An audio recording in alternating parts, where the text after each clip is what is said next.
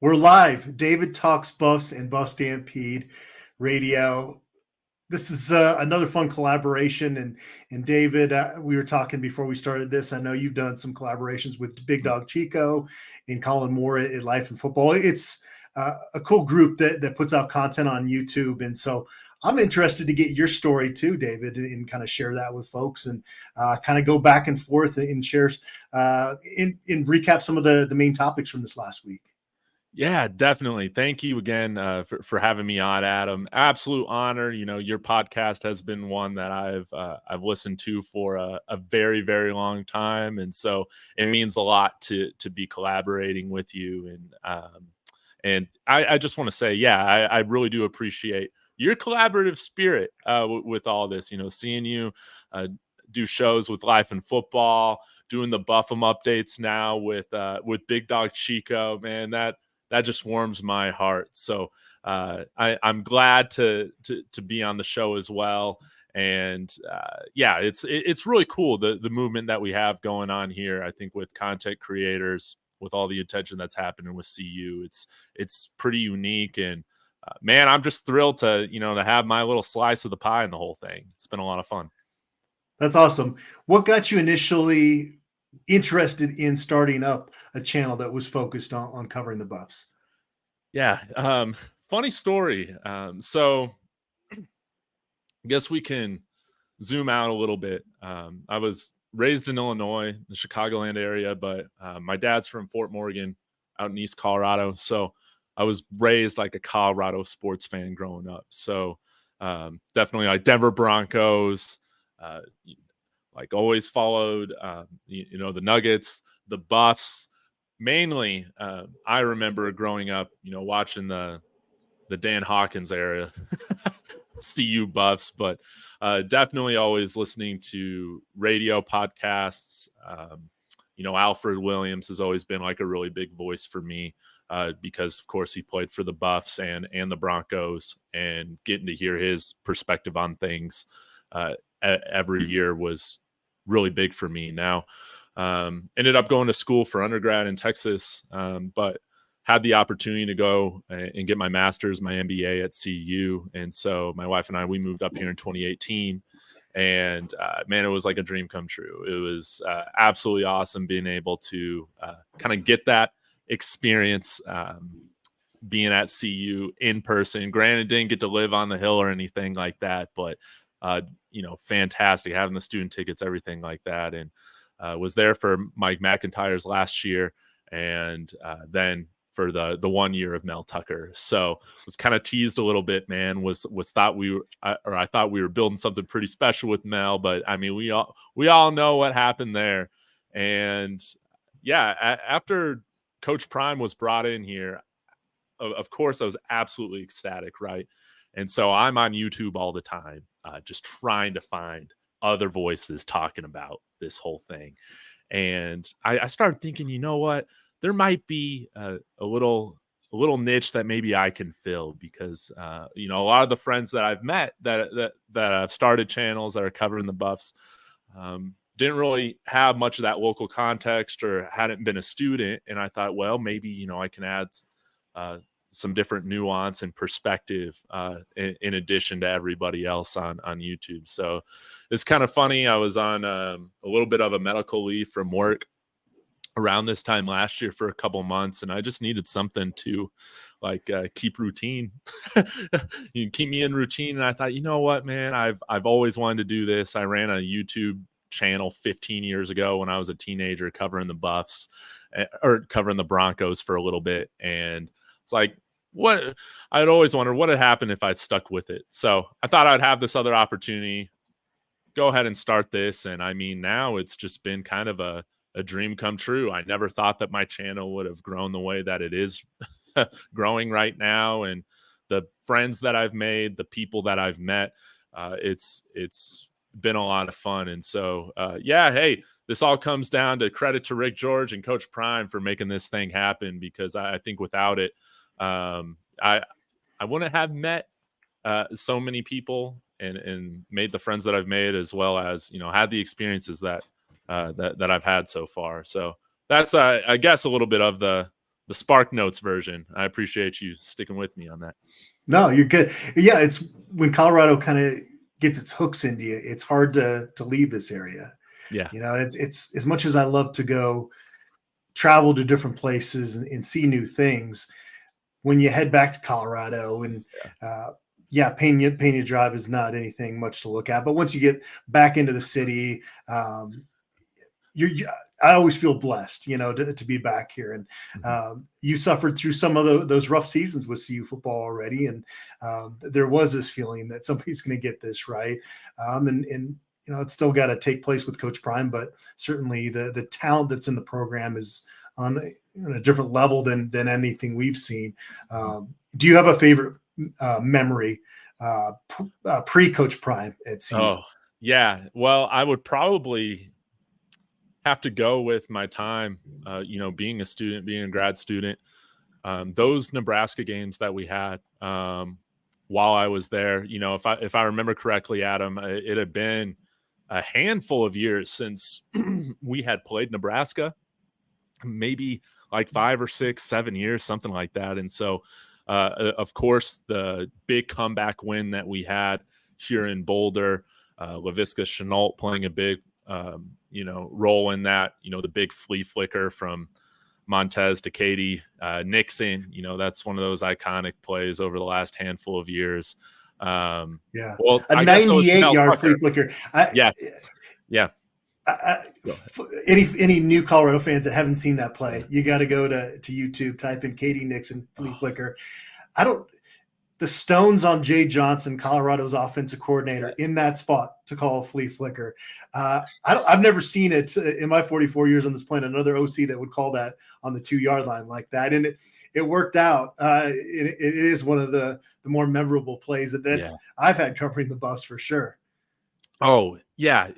And those games were just classics, absolute classics. And I think, being on campus and being a student during those times, it brought like a new level of fandom for me, having experienced those very close Nebraska rivalry games, because granted, neither team ended up being much of anything during those couple years, but the thing that I've really enjoyed about those games is that the teams honestly have been pretty evenly matched. The fan bases have definitely cared, and getting those wins, like the wins in Nebraska, I remember Laviska, just having some huge clutch catches for us in those final drives there out in Lincoln. And then, of course, Mel Tucker wearing the khaki shorts, on the sideline for that game. I mean, that was, I guess that was kind of preluding, a coach coming here with some absolute swagger like Coach Prime has, man. It was fantastic. And it was awesome to see us kind of get some of that magic back this year for some of the home games. Obviously, wish we could have won more than what we ended up getting with 4 wins. But yeah, I'm curious for you, Adam. I know you've been covering the Buffs. Has it been like 20 years, something like that? Quite a while. What have been some of your favorite memories before Coach Prime got here?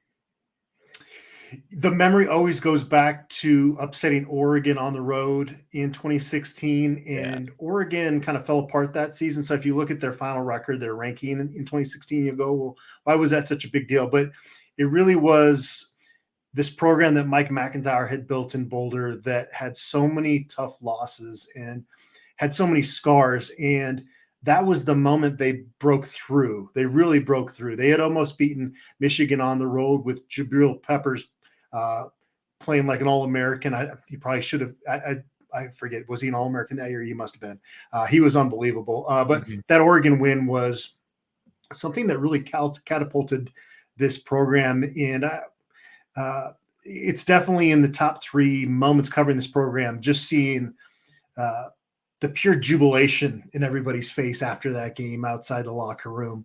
And then later in that season, kind of on par with that, they beat Utah at home in front of a sellout crowd and clinched the Pac-12 South title. And so those two really stand out from that season.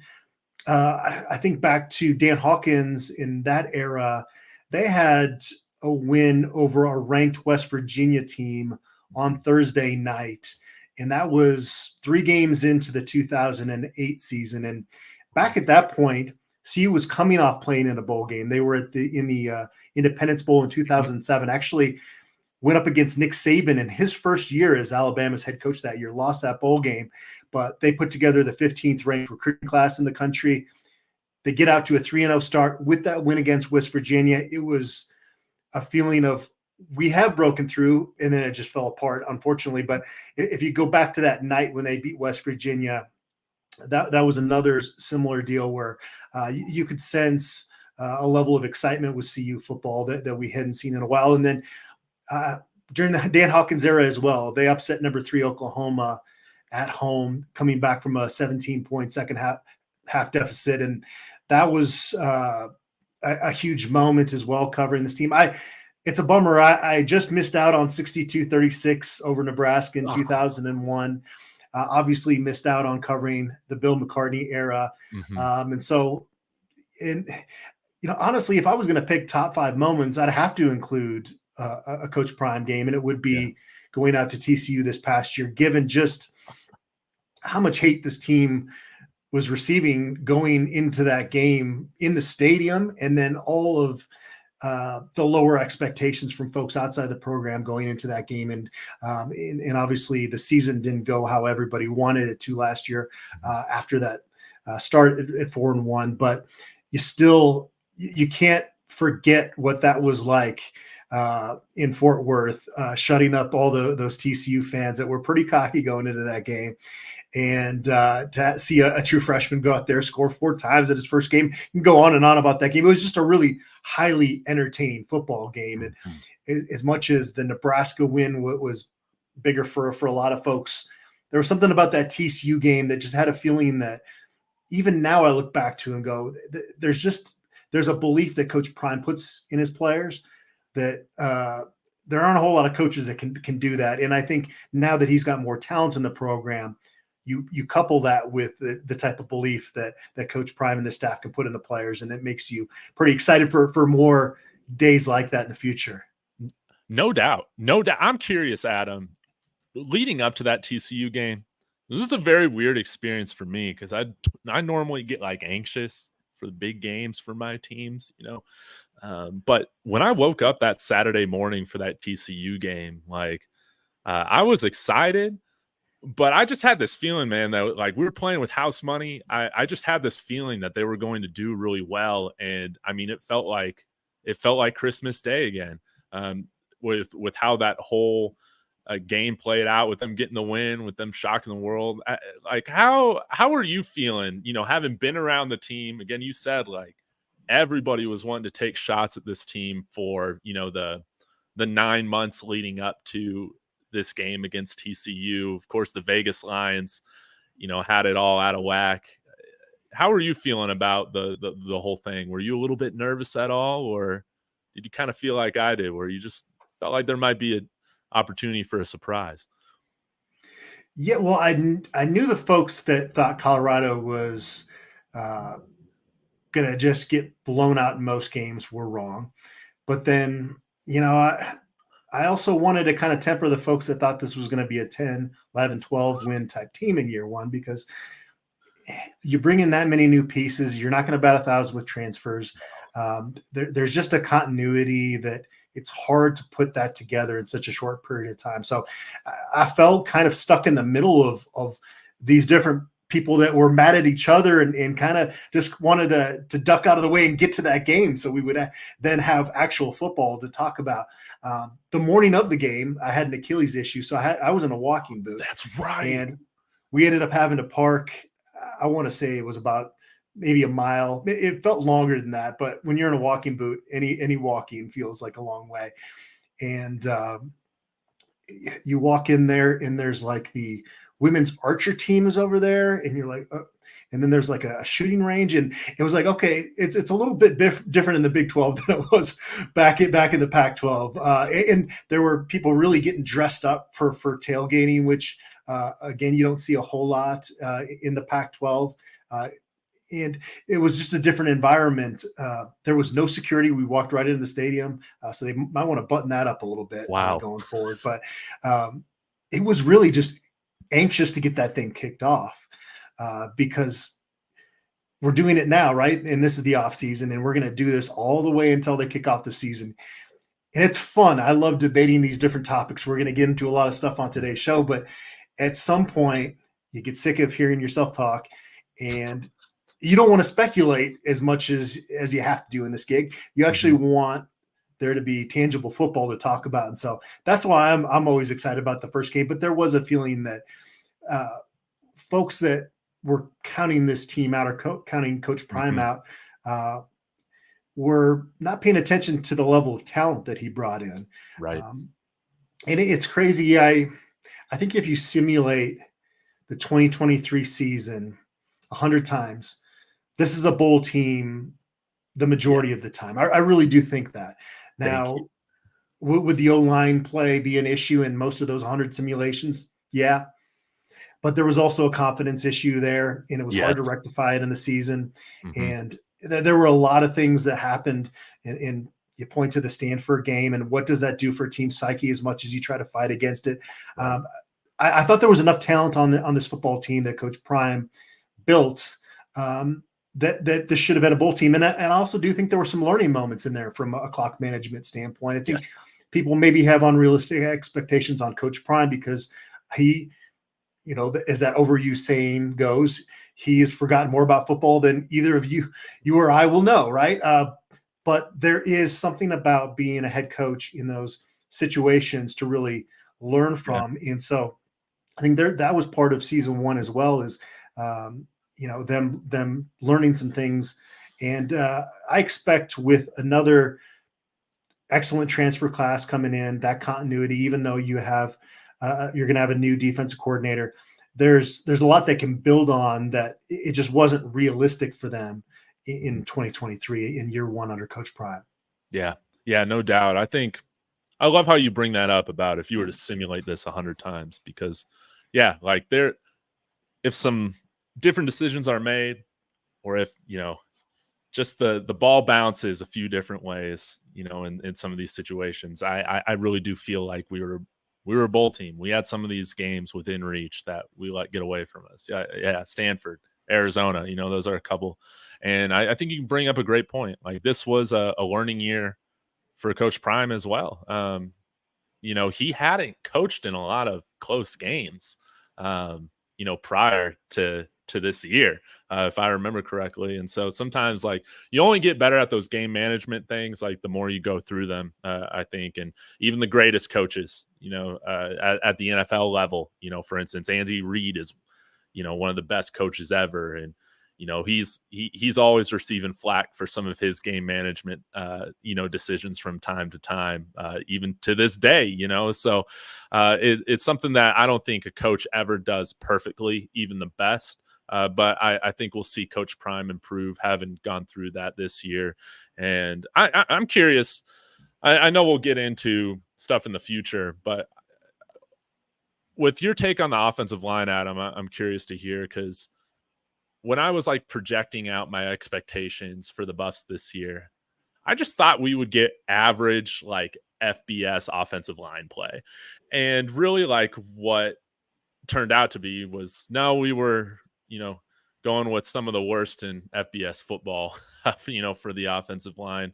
What do you think, were some of the issues there?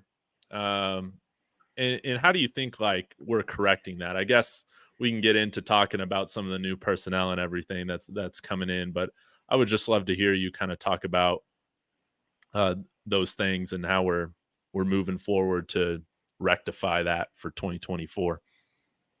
Yeah, I think it came down to, I don't know, maybe 3 or 4 different things in terms of the O-line struggling. And I think you do have to start with the talent. And you can bring in guys from the JUCO ranks. You can bring in a guy from Missouri State, and you can have success with those guys. But when the bulk of your incoming offensive line transfers are in that boat, and even the guys they brought in from Florida hadn't played for the Gators, and one of them didn't even make it back until the summer Yeah. because he couldn't hang at this level. And so you're just asking a lot of guys to jump up in competition, and there isn't as much of that strong leadership that have gone through it. You know, Van Wells had a nice freshman year, but that's still a second-year player at the college level. Jared Christian Lichtenhan, he's got enough pressure on him trying to protect, one of the top quarterbacks in the country. So it's hard for him to go much beyond that. Savion Washington coming in from Kent State, and he knew the system, and that you thought that would help. But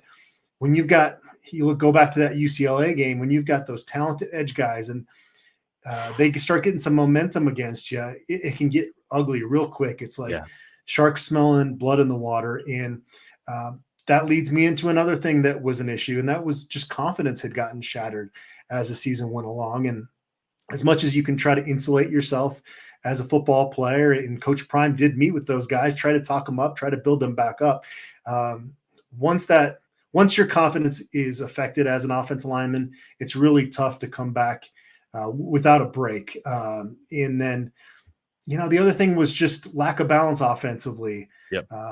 You talk to offensive linemen, they prefer run blocking. They get to be the aggressor in that case. And so when you're already struggling in pass protection and you're asking these guys to do it, the vast majority of plays on top of it, that makes it really tough. And that kind of feeds into the lack of confidence because they're not able to get a little mojo by, powering guys back. And, to the same point, when they tried to, sometimes those guards just weren't getting a push on the interior of the O-line. So it's not necessarily that they should have been 50-50 run pass, but just the fact that you don't have a balanced offense makes it really hard on those guys. What are your thoughts?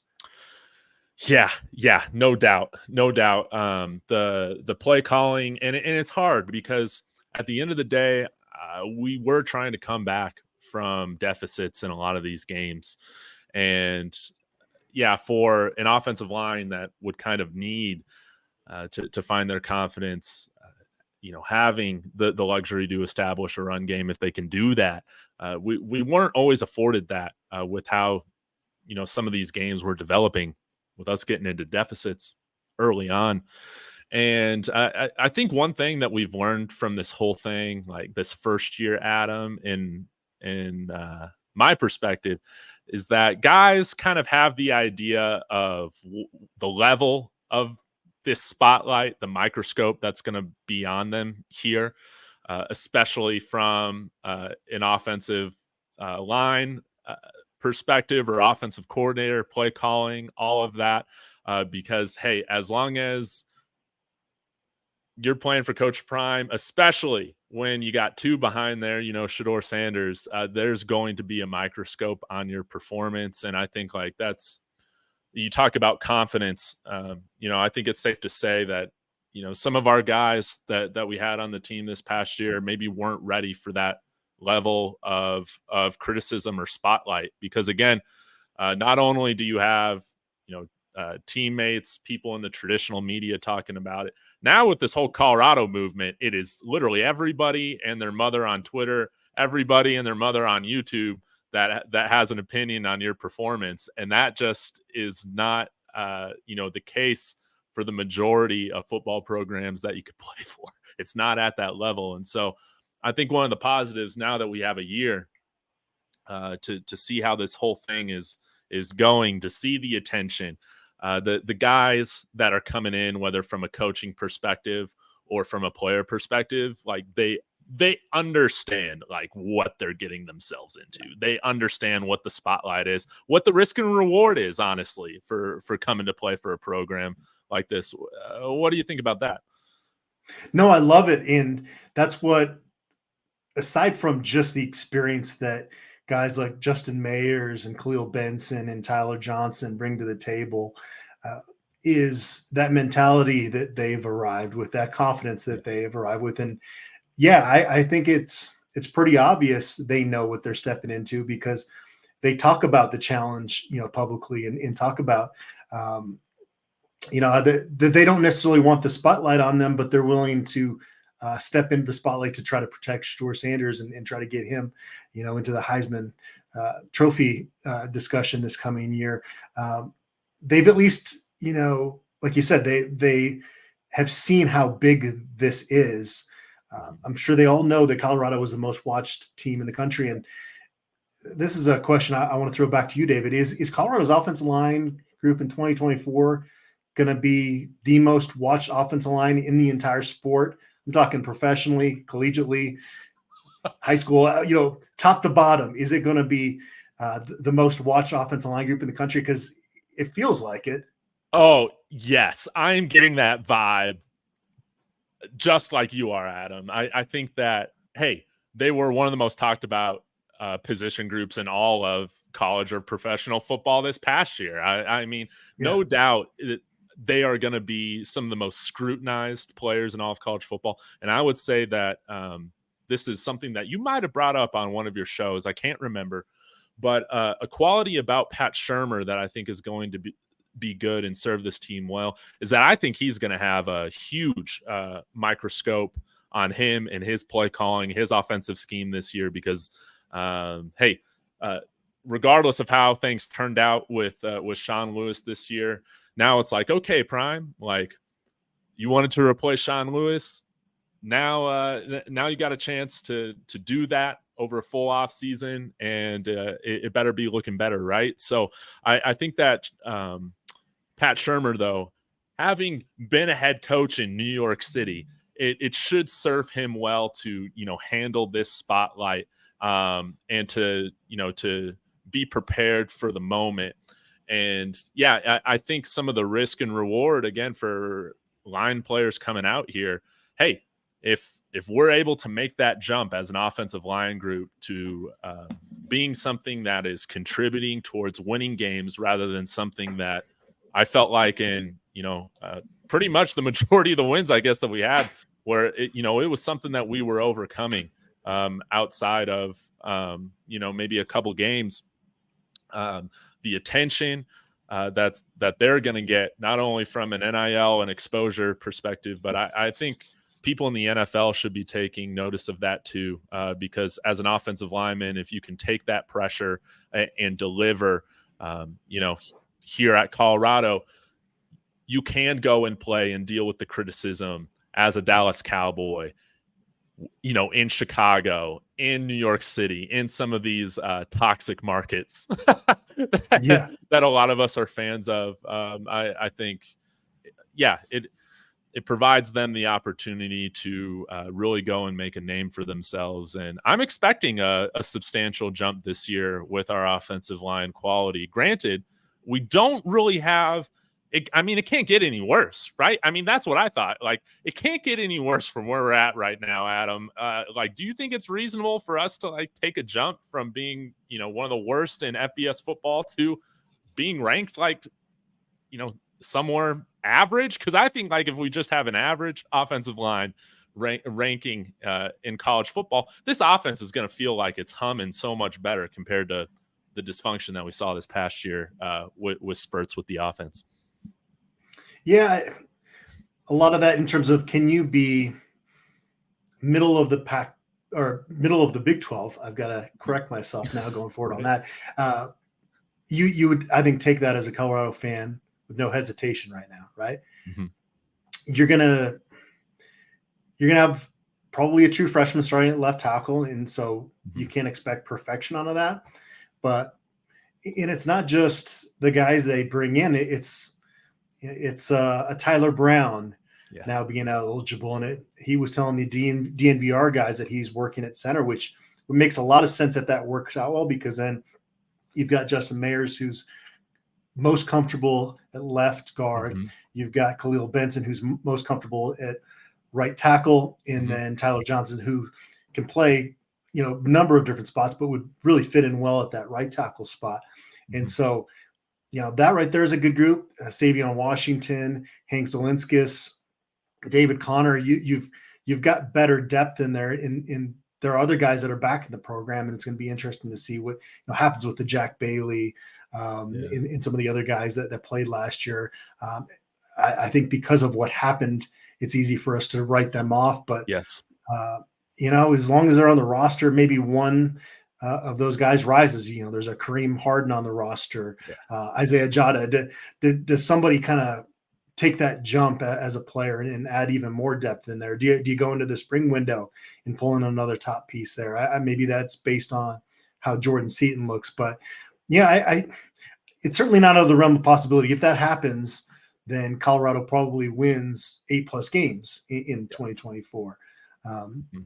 Because there aren't the question marks about those other positions. And maybe we do spend too much time overanalyzing the O-line, but because of what we saw last year and because we do feel so comfortable about those skill positions, that's kind of where you have to go to on offense in terms of discussion this time of year. But they're one of those guys I just talked about is going to be better than we think right now in 2024. And one of those guys probably isn't going to be as good as we think right now, right? That's just kind of how it usually works out. And then you bring in injuries into the situation, and that there's so many question marks that you can't answer right now in January that you'd want to, but it's hard for me to not see that as a group that at least earns a lot of respect, especially because the bar was set so low by last year's group that if Shedeur Sanders can get to his first read in some games, that'll be a step up than it was in 2023. Now, can he get to the second and third read and not have to run helter-skelter back in the pocket trying to just get a second to be able to figure out who's open downfield? And so hopefully we don't have to see that quite as much this year. And I don't think we will. What is that group's ceiling, though? It's a really tough answer. I would probably say kind of in that middle level of the Big 12. But, hey, maybe they can be even better than that. If that's the case, we're not talking about just 8 wins. We're talking about a pretty special season in Boulder.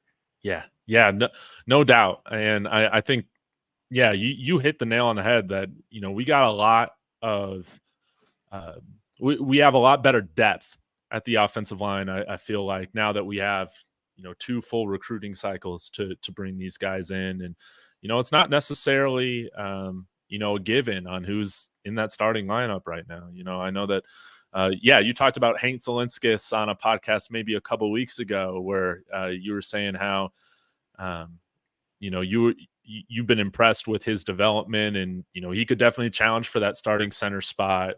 Tyler Brown, I would love to see him, especially everything that he's been through and that bogus waiver denial, not being able to play this year. I would love to see that. But we're bringing in guys who have started, a lot of them have started at the Power 5 level or Power 4 now.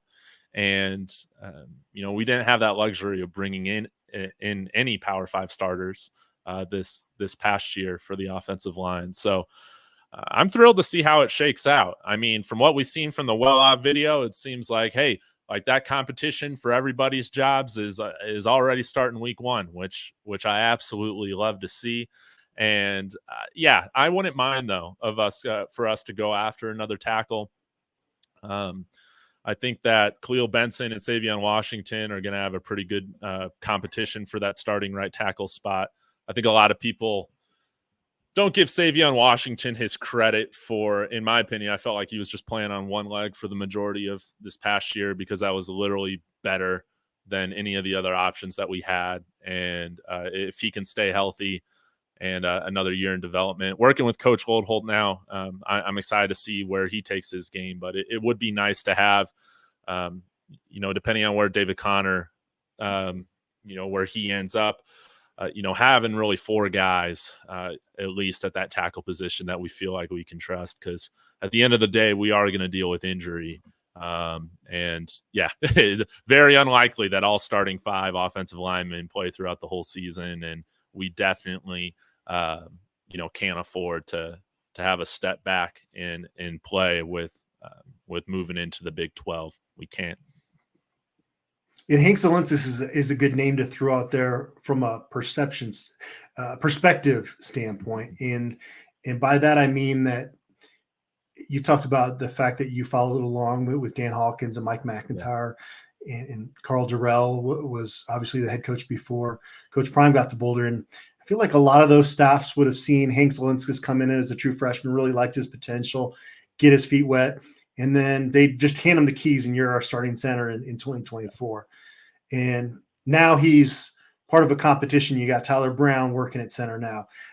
You bring in Yakiri Walker, who started at UConn last year, and you have Hank Zielinskis. So it's like we're not going to settle on, oh, we got this young guy that we're excited about, and we're going to assume that he's ready to handle this load. And if it doesn't work out, then we're in a bad shape. So I like this staff's ability, and I think last year was a learning situation for them in that sense as well, in terms of you really cannot have too much depth at the Power 5 level. And I know one of the things Coach Prime hates is when we kind of do the FCS, FBS comparison, but you just wear down if you don't have depth at the FBS level. Whereas if you got a lot of talent, top end talent in the FCS, you get out to big leads, and those guys are watching late in the game. And so that's the part of the transition that's different is you got to have second and third options. Whereas, again, some of those staffs at Colorado, they just never have the depth in. So you'd love the starters on the team, and then a couple injuries would happen, and you never felt like they had much of a chance to replace those guys. They always would say that next man up, but you're thinking, well, you haven't recruited for that though. And Right. I feel like this staff has done that this offseason. Oh yeah, no doubt. When it comes to comparing, I guess, Coach Prime to some of those other coaches that you just mentioned, like it just goes to show the standard that's being raised. Corey Phillips, I think he had that little viral rant on the Coach Prime Amazon show. Congratulations about your cameos, by the way. That was cool to thanks. see you in there. But when he came in and said, if you're putting out bad tape, we're going to bring somebody in here to do the job better than you. And it's kind of like that pro type, atmosphere and expectation that they're trying to build here. There's a lot of reasons for why CU didn't have the depth to maybe talk like that, prior to Coach Prime, just because, we weren't recruiting at an effective level. But there is definitely, it's definitely a little bit more cutthroat and professional business, like where you're going to be brought in to do a job. But at the same time, we're always looking for better players to replace the guys that we got. And that can be, I guess, controversial at the college level, but just personally for me, Adam, I just want to see wins, man. I don't have any loyalty to these players, man. I just want to see a winning season for the first time in like 7-8 years, right? Yeah, we talk so much about the O-line. The other part that makes me pretty optimistic and more bullish on this offense's potential is the chemistry that Shedeur and Pat Shurmur have. And I don't think you can really know in an off season how that's going to mesh. And they got that both from knowing that it's not going to work long-term with Sean Lewis and Shedeur, but also, as much flack as Coach Prime took for changing those play calling responsibilities, it gave Shedeur and Pat Shurmur a full month basically of working together in that role. And, Coach Prime, he wants so badly for his sons to have an amazing final year at Colorado and for Travis Hunter to live up to his potential and stay healthy. He's not going to gamble on an OC if he doesn't feel pretty confident going into this coming year that he's got the right guy. And I thought it was an interesting comment. I forget which show he was on, but he talked about one of the things he learned is that he's going to be a little bit more hands-on in terms of the staff makeup around him. And so I understand that Pat Shurmur doesn't have a ton of recent college experience. And so there's a whole lot to compare to in terms of the college game. He obviously was limited in what he could change in November when you've already gotten 8 games into a season and you just don't have the practice time to implement new stuff. Some of the wrinkles in there I actually liked. Yes. But I'm a little bit more optimistic on that than I was the first time I thought about him being the permanent hire.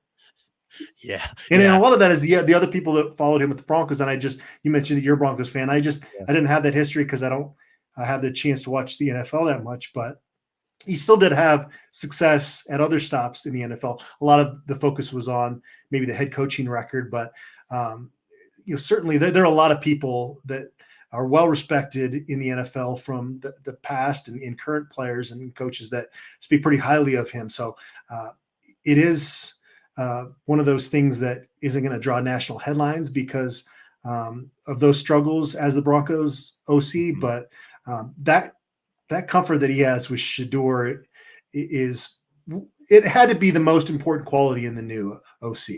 How do you mesh with Shedeur Sanders? Because you got to maximize. This is the best quarterback Colorado's had in a very, very long time, and so you got to figure out the best match there. And so I'm anxious to see what those wrinkles look like. It doesn't sound like it's going to be just a pure pro style from what I can gather. Is that kind of similar to your thinking as far as this goes? Yeah. My line of thinking is very similar to yours, Adam. I think when I first heard the idea or the news about him like being retained as OC, I was like, no, from my time as like being a Broncos fan. But as I've had time to kind of sit on it, think about it at a deeper level, I think what you brought up, the trust factor, having quarterback, head coach, offensive coordinator, all aligned in their same offensive philosophy, how they want to, attack the defense, all of that, trusting each other. I think that like those things are so huge when you're trying to get wins against really good opponents, and I think we could bring in the most genius offensive mind in here, but if you're not aligned with the quarterback and head coach either, like that thing it's just going to break down at some point and it's not going to be sustainable. So the trust factor I think is huge. Also, like you brought up the point that, hey, Shedeur's last year, we don't have time to mess around. Coach Prime, again, there's so many goofy narratives out there, like sometimes about him, about like, oh, he's just hiring his friends and all this. So it's like, well, I heard some coaches he didn't know last year. It just didn't work out, so it's not like it's not that he's just hiring his friends and they're going wrong. I think any coach hires people that they have relationship with them for the most part. And I think that's why you see those hires, they do work out, over time. And so I think that, hey, he's already got that trust factor with Pat Shurmur. Essentially, you could just look at this year as like a year-long interview, I guess, figuring out how they work together, communicate, all of that. You don't have to worry about some things that I've talked about earlier, that the spotlight's too big for him or anything like that, or like he knows what the culture and the expectation and all of that is. He's already bought into it. So you don't have to worry about that. I really love the idea of promoting from within, whether that was Pat Shurmur or Brett Bartolone was another name, that people had been wondering it might be promoted. But I love the idea of continuity. I think that leads to sustainable winning long-term. And I think with Pat Shurmur, like, yes, there will be, I think, a little bit more emphasis on running the ball. I think you'll see some different sets compared to what we saw for the majority of last year. Now, we did see some of those. Like, we did see some Shedeur under center for a little bit. We did see some pistol looks, if I remember correctly, like in against Utah with Ryan Staub. I think we'll be running probably a little bit more diverse of a playbook. And but I still think, man, like Adam, I still think we're gonna air this ball out, man. I think that anybody that's thinking, hey, that this is gonna be a 50-50 run ratio or run to pass ratio, I just don't think that that's gonna be the norm here. Pat Shurmur, man, at least from what I know about him in the NFL, when he had a guy that he felt had like legit arm talent, man, he was throwing that ball. And not to say he was neglecting the run game. I don't think he did that at all at the NFL level, but I still think that, hey, when you got a talent like Shedeur and the receiving weapons that we have right now that we've retained and brought in, I would expect, this is just my expectation right now, is that for Shedeur to break all of his statistical records he set this past year for the school. I think this offense is going to be doing a lot better. I think we will run the ball more, but maybe not a ton more. But when we do run the ball, it will be way more effective than what we saw this past year, and which is going to allow for a lot more diversity in what we're able to call.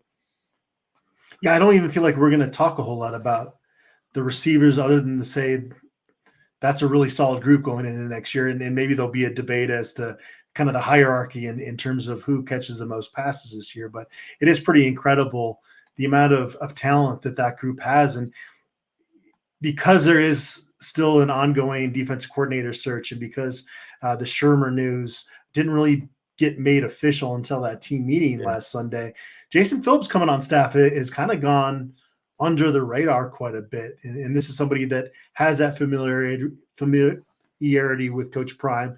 They played together when they were with the Atlanta Falcons in the early 90s, and they spent time coaching together at Jackson State. I remember CU recruiting against him quite a bit, Jason Phillips, when he was at Kansas, Houston, spent some time at Oregon State, SMU. And I do remember continually hearing that this was somebody that had a really strong reputation of being a very solid recruiter, a guy that does a great job of developing relationships.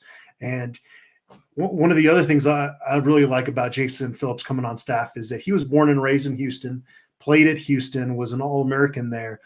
And now, I shouldn't say now, before you wanted to recruit Houston, now you really want to recruit Houston. You're going to be playing the Cougars out in Houston. That's something you can sell to recruits, and you're just in that Big 12 footprint now. So it's one of those things that maybe got overlooked a little bit this past week, just because there was some other news, and obviously the team getting back to work with Maurice Sims and his staff. He kind of slid under the radar a little bit joining the staff. No doubt, Adam. I'm glad you're bringing this up because, yeah, we have a lot of guys, of course, that are from Florida that have played or worked in Florida. So we got a lot of members on that on the staff that, like, you know, they're able to relate with those guys directly, and it really comes through in the quality of recruit that we're bringing in from Florida right now. And I think that, you know, with Jason Phillips, I mean, this is a Big 12 recruiting move, no doubt, with the time that he's already spent in the region, being a Houston guy. It's crucial. And I like the fact that, hey, with Coach Loldholt, I believe he's got Texas ties as well. So that's going to be important. Or even if it was just at OU, I mean, you have to recruit Texas being at OU as well. And so I think with both of those coaches, with Jason Phillips, with Coach Loldholt, with them also playing in the NFL, got guys here that are coaching, but also like these players can really hear from their perspective of saying like, hey, like this is how I did it. Right.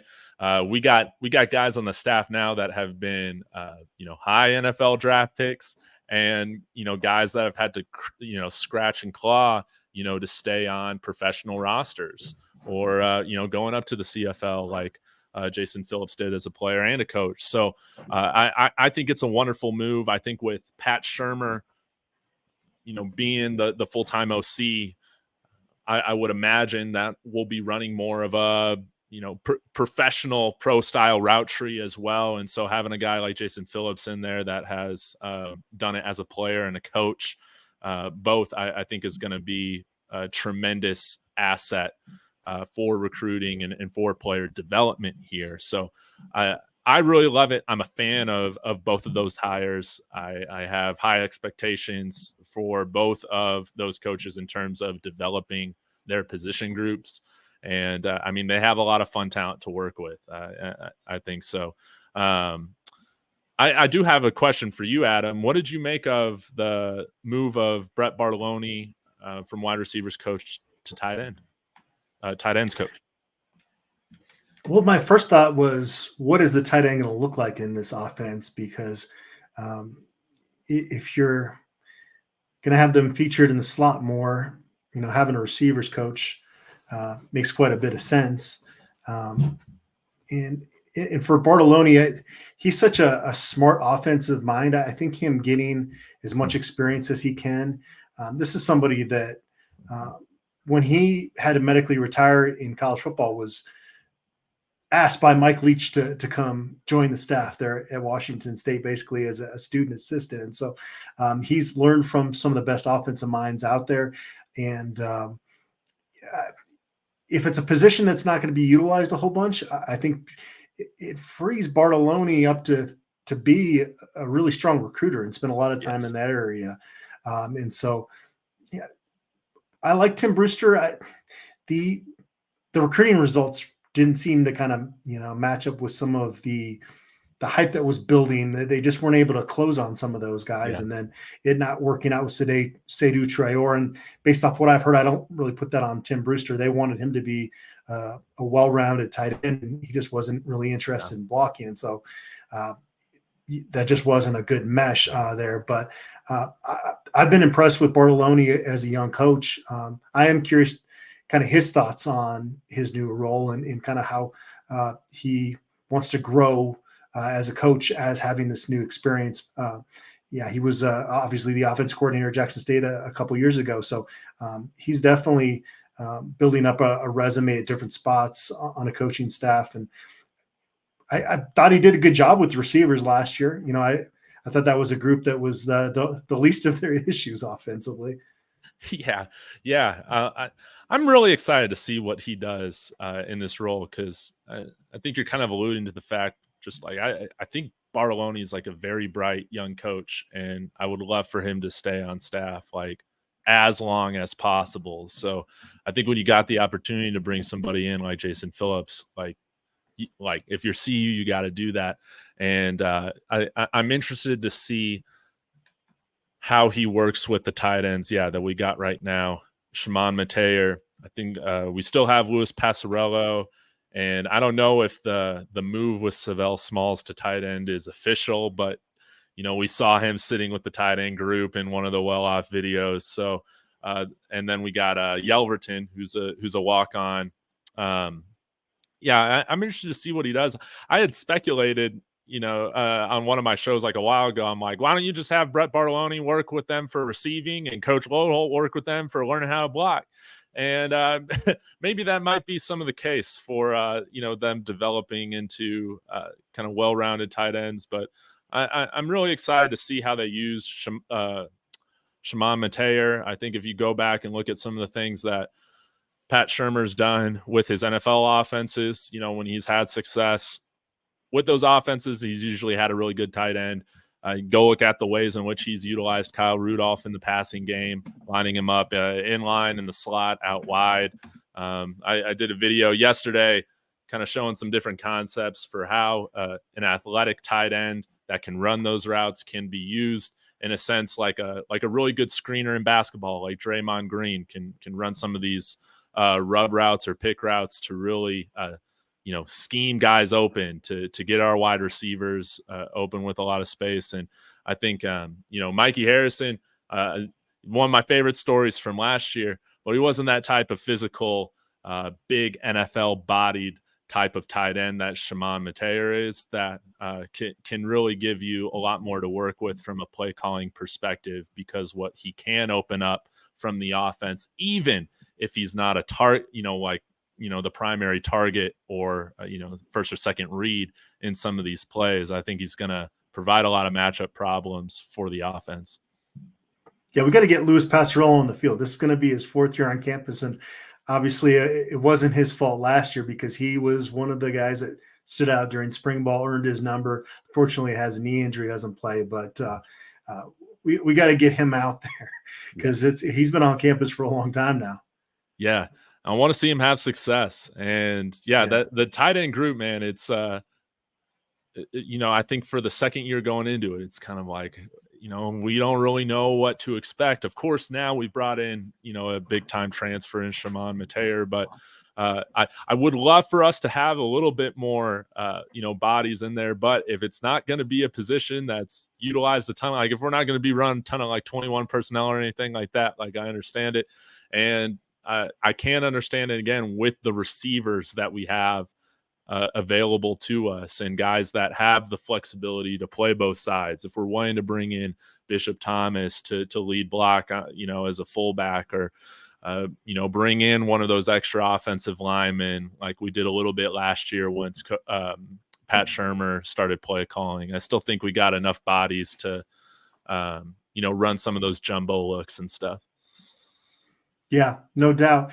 And there's also a spring transfer window too, right? I think it's so hard now that they're back on campus and they're working out. Your brain goes to, okay, who's there? Let's figure this out. I'll put all the pieces together, and there is going to be still some movement here that we see this spring. David, I know we had one other topic, and this is something I've talked about a few times, and I'm curious to get your thoughts on it. Do you have some guys that you look at in terms of the transfer additions, the 2024 recruiting from high school ranks additions, and see any guys that are somewhat underrated out there that you think are going to surprise some people? Yes, no doubt. I absolutely love this question. I think, again, with a lot of the big names that we've brought in addition to the secondary, like Preston Hodge can kind of be a little overlooked. I think, he's going to be somebody I think that will primarily play in the slot, was one of the highest rated defensive backs in, all of FBS football last year. And I think that he's going to really help strengthen and shore up this secondary. I have high expectations, for him. Another guy that I'm pretty interested to see, how he develops is running back, true freshman coming in here, Michael Welch. We've kind of seen him in some of the Well Off Reach the People media videos this week, and I mean, he already kind of looks like he has that college football, ready body. And I think right now we're at 4 scholarship running backs, and I could definitely see him getting some time this year, just because, we don't have a ton of running backs right now on the roster. That is a position group that does normally deal with injuries, on any team throughout a college football season. And I'm very interested to see what his role is this year as well. And then, I've talked a little bit about Chidozie Nwankwo. I think he's a little bit one of our more hyped up guys coming in here, but I don't think people understand how much of an improvement he is for our defensive line. Just substantial, Power 5 starter, proven, graded much higher than anybody that we had on the roster, especially in the run defense. And I think he's going to make a substantial impact with just shoring up that defensive line, which, we need a lot of. For as much as the offensive line was criticized this year, you could argue that probably our defensive line deserved just as much, spotlight, right? But another guy that I'm excited that they're bringing in on the defensive line is the guy that we're bringing over from Arkansas, Tarian Carter. 6'3", 303. He's a guy that provides some versatility. I'm not totally sure kind of what defensive front we're going to be playing this year, as we're still waiting on the defensive coordinator hire to be announced. But he's a guy that, mainly play that nose tackle position in 2021, responsible for holding up that those A gaps. Tore his ACL in the offseason before the 2022 season. And in this 2023 season, new defensive coordinator, different scheme. They had him playing a little bit more outside, being responsible for those B gaps. So he's a guy that provides some versatility, and it's going to be interesting to see how much or what ways in which he's utilized, because graded out much better playing that nose tackle position than he did this past year, playing that more so that end position at Arkansas. But how much does that have to do with scheme? How much does that have to do with being your first year off of an ACL? Don't really know. But he's another guy that is from an athlete perspective, we haven't had a lot of guys on the roster built like this guy. And so I'm excited to see him here. But what about you, Adam? Do you have a few names, on your mind that are underrated? Well, It's funny. I asked you, in terms of high school editions, and Oh, sorry. these guys are all no. You answered it properly, but like there kind of only is one answer there. It has to be Yeah. Michael Welch because everybody Yeah. else was rated so highly. Yeah. Uh, Exactly. and yet still Michael Welch was invited to play in the All-American Bowl. He just couldn't go because he was coming back from didn't want to aggravate anything before he comes out to Boulder. No, Wow. and we've heard Coach Prime talk about how he likes that style of back, kind of that guy that can wear down a defense as the game goes along kind of a bowling ball type of back. And so no, I like Michael Welch a whole lot. In terms of the transfers coming in, I agree with you with Chidozie Nwankwo. I mean, he's got a 87 transfer rating on 24/7 Sports. To me, he's an 89 or a 90 based on what he did at Houston. He's pretty established. Justin Mayers is maybe slightly underrated a little bit on 24/7 Sports as well. He's an 88 rated transfer, and he just told Brian Howell that he had 32 offers. He wasn't in the transfer portal that long, and he got 32 offers. And it was simply a case of him being at UTEP and not a whole lot of people outside of the scouts that were evaluating the portal knew much about him.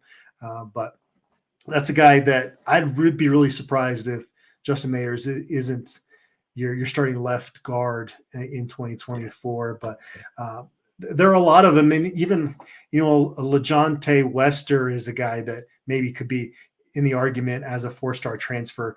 And then you talk about Will Shepherd and Wester so much at receiver that you don't even mention Terrell Timmons. And I'm not talking about you specifically, just in general. But I don't. People don't talk it's about okay. people don't talk about Terrell Timmons Jr. that much. And I talked to our guy that covers NC State, and he says he's a really good deep threat. The problem is that NC State's quarterbacks last year couldn't get the ball deep. So sometimes, the stats don't tell the full story. And so that's a guy that doesn't get talked about, but could end up being a pretty big playmaker for the Buffs here in 2024.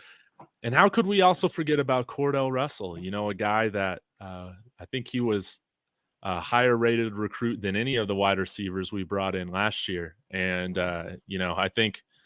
I think it's totally possible that kind of how this whole thing is lining up at the receiver room, that after this year, when Will Shepherd and Travis Hunter go to the NFL draft, very well, Timmons, Cordell Russell, Omari Miller, like those could be the guys, moving forward that they're building this offense around. And so I think it's really cool. We talked about this throughout the offseason. So many of the Buffs media members, reporters, content creators about how hey, this is a great start, but we need to start building some layers to this thing. And I think you see definitely in the receiving group right now that there's starting to be those layers that you see with really good college football programs.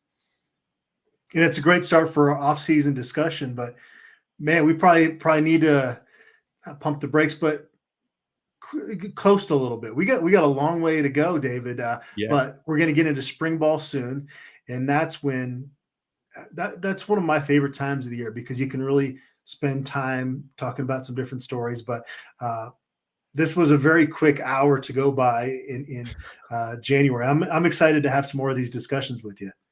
Man, I'm absolutely thrilled, Adam.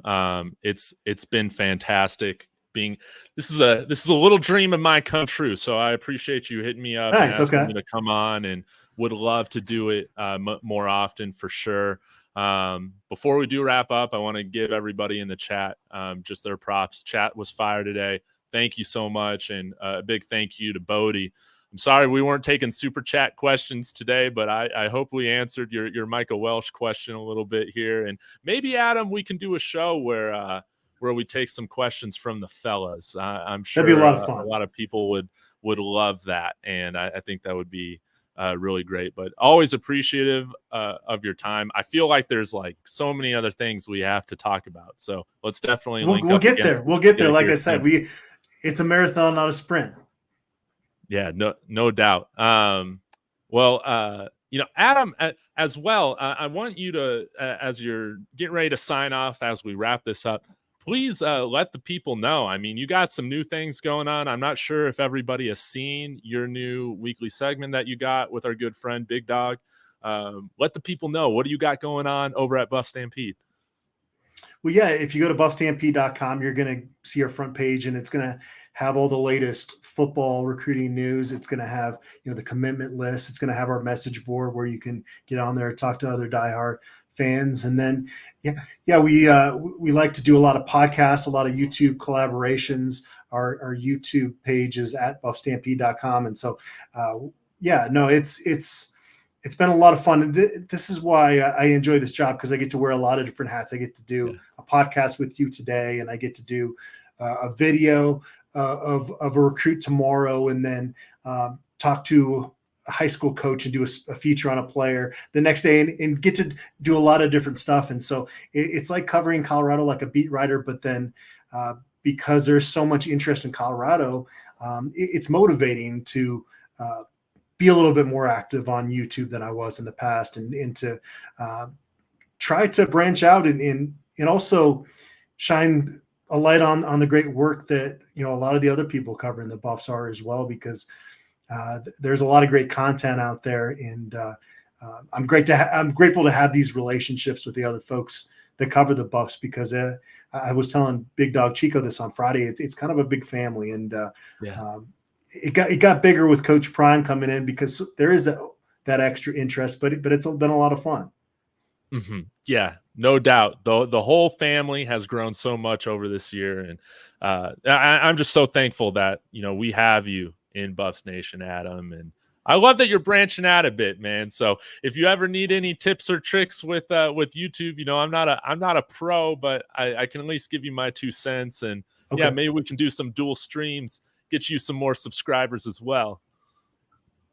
Sounds good. Yeah, I'm not going anywhere. So unfortunately, if you don't enjoy my commentary, you're stuck with me. Nah, man, we all enjoy it. Well, I guess I'll go ahead and wrap this stream up, Adam. But thank you again so much, and thanks for having me on Buff Stampede. So y'all be sure to hit me up at David Talks Buffs, all platforms. I'm coming out with content every day. Always appreciate it, y'all. And we'll see you guys around soon. And as always, everybody, Sco Buffs.